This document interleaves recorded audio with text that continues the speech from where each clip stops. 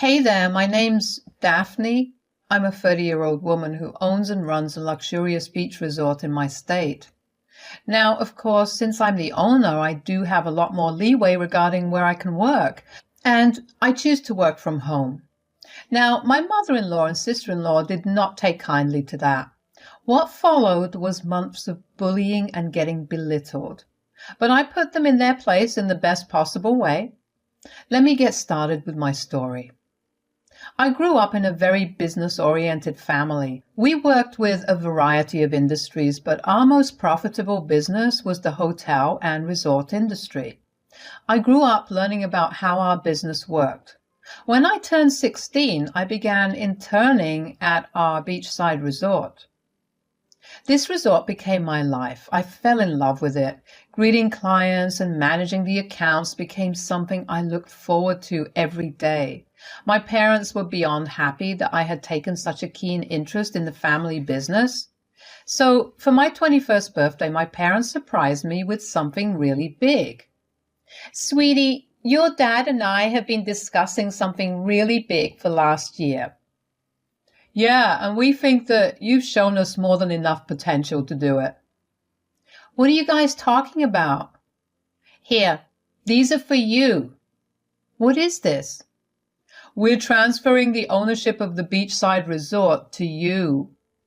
Are you serious? Yes, sweetie, we believe that you deserve it. I mean, this one's been working on it since she turned 16. I don't think there's anyone else worthy of owning it. I can't believe it. Oh my God. I promise I won't let you regret this decision.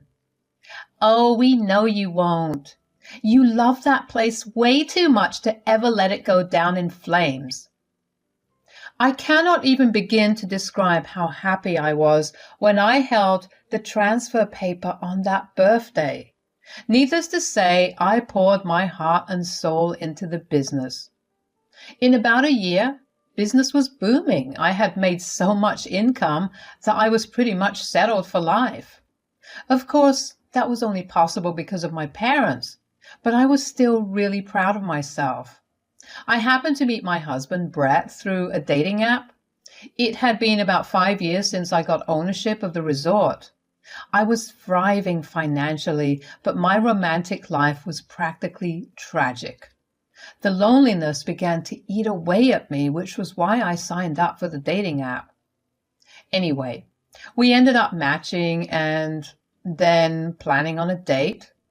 Let me tell you, Brett's profile did not do him any justice because in person, he was 10 times more handsome. He was very charming and chivalrous as well. Obviously, we liked each other, so we went on many more dates. If there was one thing that my parents ingrained into me since a young age, it was to be wary of people. Only because when it came to money, people were never above trying to use you. For the longest time, I tried to dismiss what my parents were saying, but life taught me otherwise. So, even with Brett, I was cautious. We dated for about 4 years before I told him about my wealth. Brett was pretty indifferent towards it, which was what made me even more sure that he was going to be the one for me. He told me over and over again that my wealth wasn't something that was attractive to him, but it was who I was. Since I kept my wealth a secret from him for so long, I asked him to never let anyone else find out about it either, and he promised me he would. We got married with a pretty big ceremony. To be fair, most of the guests were far from my side, but regardless, Brett and I had the time of our lives. By the time we had gotten married, I had met Brett's mom, Kim, and his sister, Bree, a handful of times. They seemed pretty decent and not really problematic.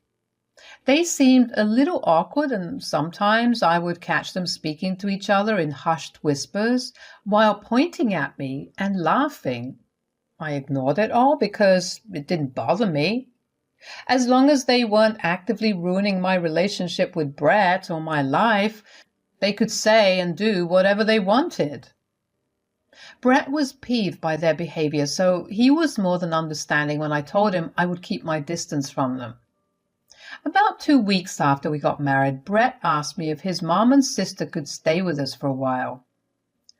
So my mom and sister called me today to ask if they could stay over at our place for a while. Oh, why? Turns out they were a couple of months behind rent and are getting evicted. Oh, no, that's horrible. Of course they can stay with us. But how long would they stay for? Mom said about 4 to 5 months. They need to work and save up for a new place. That's doable. But they will need to pick their load up around the house. If they live here, they have to contribute to chores and other things. Yes, of course. I'll make sure it happens. That decision turned out to be a horrible one. For some reason, Kim and Bree were under the impression that Brett owned our house. I did, by the way, not that that was an issue. I just had a lot more income than he did. Brett didn't say anything either because saying something would mean revealing my wealth. And who knew how much Kim and Bree would exploit me after that? They took one look at our place and assumed Brett was earning more money and decided to constantly belittle me. They never did their chores and instead left messes everywhere. No matter how many times Brett asked them to clean up after themselves, they never bothered because we're family. What's the big deal? Because I owned the resort, I had the free will to decide where I wanted to work from, so obviously I chose to work from home. For some reason, Kim didn't believe in working from home, and Bree was just plain disrespectful. Both of them would constantly disrupt me while I was in the middle of sorting through important things. If I had a meeting to attend, they would purposely have me run errands for them right before. If I tried to put up a fight, they would use the excuse of not having money or transportation to do it. What made it even worse was that neither of them were employed, nor were they making any actual efforts to find a job. They happily lived at our place, eating our food, using our utilities. I wouldn't have minded it if they had at least taken responsibility for their messes. I was tired of Kim and Bree looking down on me. I could stand it for a while, but I mean, come on, I live with them and I have to hear their stupid comparisons all day long. All they see is that I'm a stay-at-home wife who sits on her computer and phone all day. They think their son is the one who works really hard and brings home the money. I do not appreciate my husband, but even he knows what the truth is. Brett was just as tired of them as I was. He hated how they made him feel inadequate, even though they weren't doing it intentionally. Most of all, he hated how they didn't value me enough and thought it was okay to just walk all over me that day. It all came to a head one day when I invited some of my friends over for brunch. I told Kim and Bree about my plans and politely asked them to stay away from the common areas for an hour or two because my friends would be over. And then after that, we would all be heading out. They had happily agreed to it. I thought it was weird that they agreed to it so readily, but I decided to be grateful for the lack of fight and just accept it. Well, I found it weird for good reason. It took half an hour of my friends being in the house for Kim and Bree to walk in and introduce themselves. At this point, I'm annoyed. But then it got worse. They started talking about how I was a spoiled brat who only knew how to live off of other people's money. My friends looked wildly uncomfortable, but since they were my close friends, they knew about the details of my relationship with my mother and sister-in-law. My friends sat in an uncomfortable and awkward silence while I was just fuming, listening to Kim and Bree laugh at my expense. I knew that if I gave them a reaction, they would eat it up, so I just got up and grabbed my things. I asked my friends if they wanted to head out, and everyone agreed in a heartbeat. We were out of the door so fast you would have thought the house was burning down, which at that moment, I really wished it did happen. After I came back, I went straight to my room. I didn't think I would have been able to see Kim or Bree until I had calmed down. I was still seething at what they had done. They were beyond disrespectful, and I was done with them. I wanted them to see just whose money they were living on. I waited until Brett came home to discuss my plans with him. How's work? It was okay, pretty tired. how was your day? Did Mom do something? Oh, yeah. She did kind of cross the line, though. Oh, no. What did she do? Well, your mom and Bree agreed to remain in their rooms until my friends and I left. But surprise, surprise, they came downstairs. They then began to insult me and make fun of me. Your mom called me a spoiled brat. What the hell is wrong with them? I'm going to go and have a word with them. No, hold on. I have another plan in mind. I just wanted to know if it would be okay with you. I'm intrigued. Go on. How about we take them on a short little vacation to the beachside and we could stay at my resort? Oh my God, that's genius. That will put them in their place for sure. Right. Okay, but this is where my plan may get a little more evil. I think I'll be on board anyway. Go on. What if I don't allow them to stay in there? Like, bring them out all the way there and just leave them. We can enjoy ourselves. We can come back and wait till they figure their way back home. Let's do it. They deserve it. Do you want to kick them out too? Honestly, yes. Great. We can do that too. I'm tired of them freeloading off of us. We'll get the eviction notice written up first and then go on our vacation. We can give it to them when we leave them stranded. Why was I even worried about whether you would approve of my plan? We decided to plan the vacation for next week because Brett would have been able to get off then. In that week, I ran by my lawyer and asked him to help me notarize my eviction notice. I was so excited to give it to Kim and Bree. I was finally going to be able to show them the consequences of their actions. Once I had my eviction notice and once Brett got his leave approved, we sat down and figured out our itinerary. We figured that making the vacation look extremely authentic would only make the revenge sweeter. We wanted Brett's mom and sister to feel absolutely torn. At the same time, we knew that this vacation was going to be a starting point for us. We were finally going to be able to live our lives the way we wanted to. I had called my brother to come over and change the locks on my door. I also asked him to bring some of his friends who I would obviously pay over and pack up all of Kim and Bree's stuff from their rooms. I would not allow Kim and Bree back into my life, and they would know it. It would take us about half a day to drive over to the beachside. And in all that time, I would let them say and do whatever they wanted. After all, I would be the one who had the last laugh. When we had everything ready, we decided to tell Kim and Bree. So, Daphne and I were thinking of going on vacation. Ooh, to where? Just to the beachside. We were wondering if you guys wanted to join. Whoa, who are you to ask when it's my son's money you're spending? Mom, that's enough. The question was a simple yes or no one. Don't need to make a big fuss about it. Mom was right, Brett. You should be the one asking since you're the one spending the money. If you guys are going to keep this up, I'm going to take it as a no. Forgive us for thinking of you, but we would be glad to join you guys on this vacation. Lord knows we need it after being cooped up in this house with Daphne. If you're going to be this way, I don't think I'd be comfortable with you coming along. Oh, please don't even try to have a say in this. My son has asked us to come along, so we will go. You just have to deal with it. I was irritated. I could see that Brett was too. The amount of entitlement those two carried around with them was actually astonishing. The only thing that allowed me to keep cool was the plan. I knew I'd have to hear a lot of insults and taunts, but I was ready for it. So we're set to go for our vacation that weekend. Kim and Bree were yapping our ears off, but every once in a while, Brett and I would shoot each other knowing looks. When we finally reached there, Kim and Bree looked at the resort with their mouths wide open.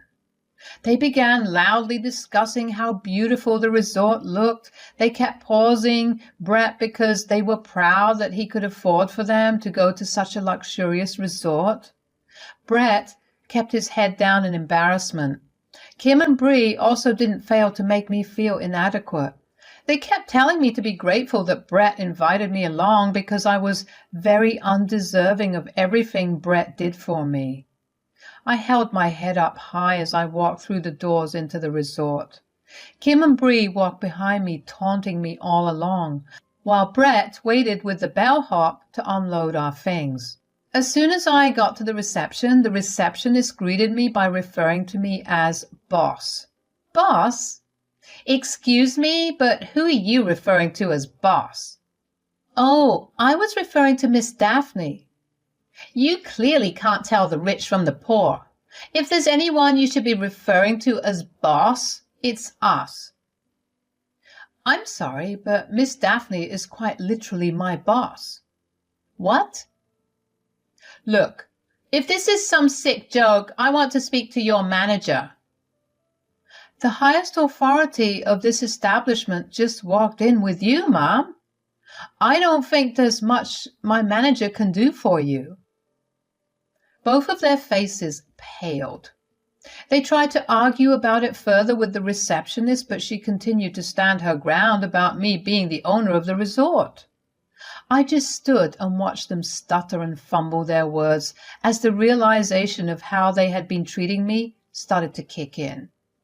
I guess they started to put two and two together as they realized that all the time I spent on my phone and laptop was not actually lazing about, but me actually working and earning money.